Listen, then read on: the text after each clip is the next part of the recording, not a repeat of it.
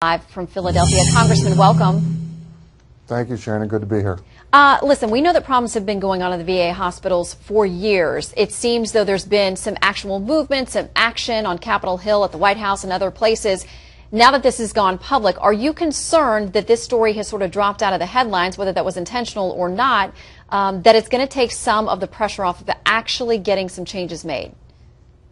Well, when you really look at this and you look at what the VA has been doing, and our oversight of the Veterans Administration is really what got this cooking, and to the point where we still have over 110 requests in for information to the department. It's mind-numbing to sit there and think that, are they telling us everything they know? The IG, obviously, who's going to be in front of the committee tomorrow, is going to come up with some more answers and some more stories and many other things that have went wrong that the department themselves aren't telling us about.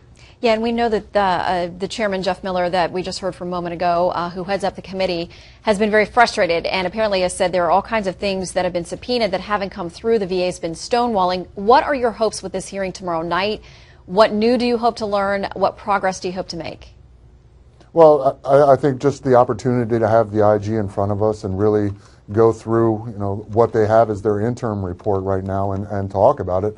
I raised a question to the Veterans Administration last week when we had the meeting, and the IG had pointed to a fact that there was an audit switch turned off in their program, in their computer program, and many scheduling departments and other places that the IG wasn't able to get that information because it was turned off. And I asked the question, why was it turned off? Who was told to turn it off, and things like that, to where you can't even get the information post something bad happening like this.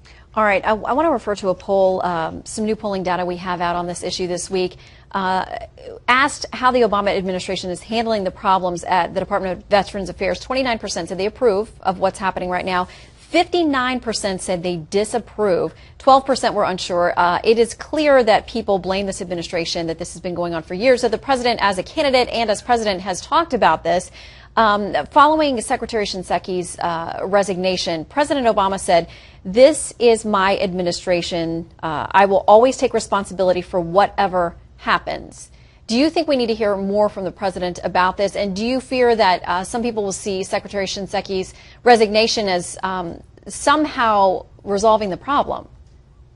Well, the president's really going to have to step up in this case, because as Secretary Shinseki steps down, he's the one that's really going to control this and make it move forward as they continue to search for who's going to be the next secretary for the long term. So he's going to have to step up and show the leadership and make the changes that are needed to make sure we're doing the right thing. And I personally, going through this process and talking to veterans on the street every single day, the problems are widespread, and the VA has to own up to them so we can help them as Congress. Let us do our oversight.